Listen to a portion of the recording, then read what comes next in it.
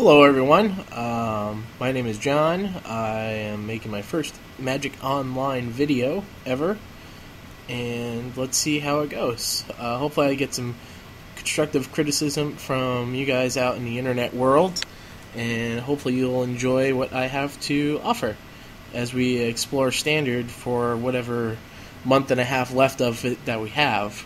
So, I am much better at playing aggro than control, so here is my aggro deck for Standard that I'm playing also in paper until October, I guess, when Innistrad comes out.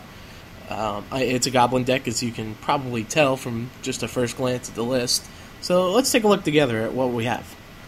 So I'm running 20 land in this deck to keep the land counts low so I could draw more live spells, especially later in the game. It really stinks to have a mana screw going on, so I had 21 at one point, and even 21 sometimes gave me a 4th, 5th, 6th unwanted land that I really don't want.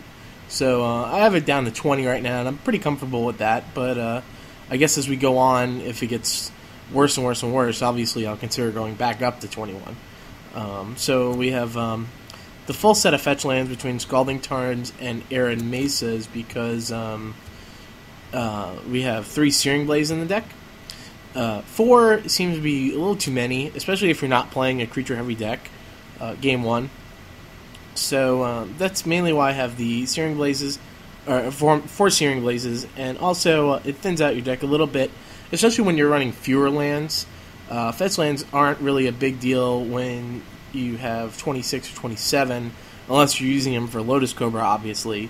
But when you have a very land-light deck like this one, I believe the fetch lands do attribute more to drawing more live spells later in the game. I have 9 mountains and 3 Teetering Peaks.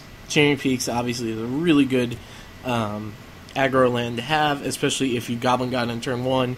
You make a 4-2 Goblin God on turn 2, which is fantastic if the board is clear. So let's take a look at the spells here. So we have a full set of Goblin Grenades, obviously lots of damage, 4 Lightning Bolts, which is also a fantastic spell to have, 4 Goblin Bushwhackers, fantastic complement on turn 2 after playing a turn 1 Goblin Guide, so you can get in there for 5 damage on turn 2. And even later in the game, it kind of acts like a Goblin Guide without giving your opponents lands. So it's not a bad creature to have. Of course, one of the best one-drop creatures ever in Standard, and even past Standard, good old Goblin Guide. And this spot used to be Spike Shot Elder, but I've been testing it more with Goblin Arsonist, and I'm starting to like Goblin Arsonist a little bit more, because if your opponent plays lots of 1-toughness creatures, you 2-for-1 them with Goblin Arsonist, and even when I tested against Valakut, a single Goblin Grenade would take out a Titan because of the Arsonist's trigger ability to deal damage to target creature or player. And as a red deck, you just want to try to get as much damage as possible in. So you could theoretically Goblin Grenade your opponent for 6 with the Arsonist. So let's go to the 2 drops here. 3 Searing Blaze. Like I said before, fetch lands really make this spell work. It's fantastic to have. A full set of Ember Haulers. Ember Hauler to me is more of a 3-drop than a 2-drop, obviously, because you want to play that guy with 1 mana open so you can sack it to deal 2 damage to a creature or player. Unless, obviously, you're playing a deck that you're afraid that it will not get removed easily. So, for them, 4 Goblin War Drivers, which I think is a pretty sweet turn 2 tap out spell if you don't have Goblin Bushwhacker. And the Battle Cry obviously is a great mechanic to have in a deck like this. A full set of Goblin Chieftain. This Goblin Lord is pretty sweet, pumping up all your other goblins and giving him haste. So obviously later in the game he's just as great as early in the game. And this card you may be curious about as to why I have it in here. Tuk Tuk the Explorer. The reason why I have this guy in here is a lot of the time your opponent's afraid to block him to prevent giving me the 5/5 Tuk the return token. And what's sweet about this guy is it makes your opponent reluctant to block. It makes them reluctant to Day of Judgment or Pyroclasm. And also on your end, you could Goblin Grenade Tuk for 5 damage, and you get a 5/5 token on top of it, which also, mind you, you can Goblin Grenade the token as well, because it is a Goblin artifact creature token. So it's pretty sweet, and it gets all the bonuses. So it gets, Battle Cry if you attack with him in War Driver, or it becomes a 6/6 if you have a Goblin Chieftain on the field. This guy I would love to continue testing with. And I'm probably going to pick up some paper copies of him too for my paper Goblin deck, which is pretty much the same as this deck.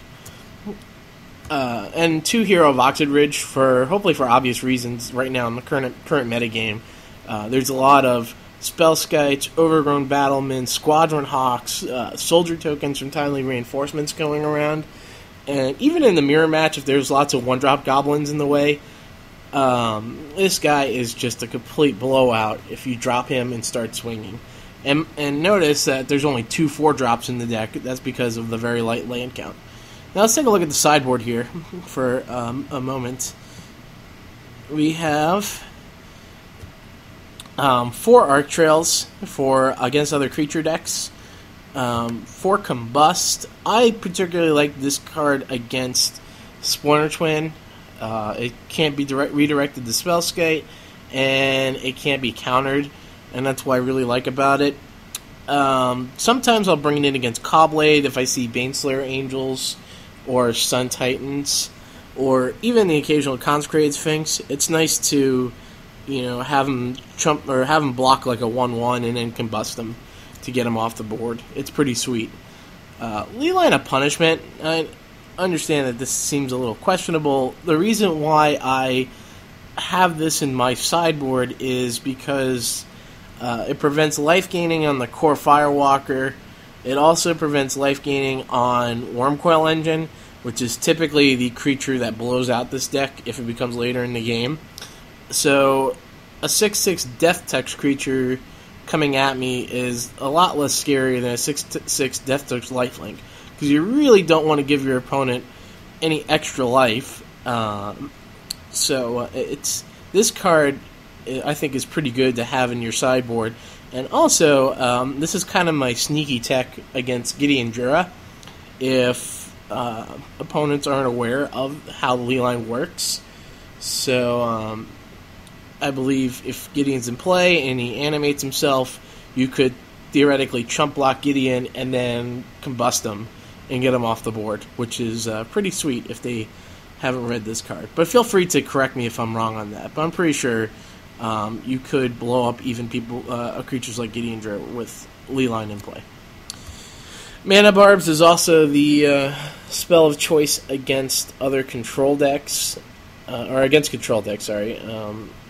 in general. In decks like Pyromancer Ascension or Splinter Twin, where they continuously tapping mana, and occasionally Valakut. However, I'd be cautious about using this against Valakut because they're typically getting a turn 4 Titan out, and that's usually, if they're on the play, they'll get it before you get to drop Mana Barbs. So perhaps if you're boarding in on the play, this wouldn't be such a bad choice, but mainly it's here for control. And 3 Shatter, finally. Again, I'm not a fan of Wormcoil Engine, and dealing with 2 3/3s is a lot better than dealing with 1 6/6. So I like to bring Shatter in against that. I like to bring Shatter in against Tempered Steel. I like to bring Shatter in against Spellskite. So obviously Shatter seems to be a pretty decent metagame choice right now. Unfortunately, there's no Shatter Storm, which would have been fantastic. But right now, green has the Shatter Storm and Creeping Corrosion. So here is my Goblin deck, and we're going to do some testing in a little bit. I hope you enjoy this.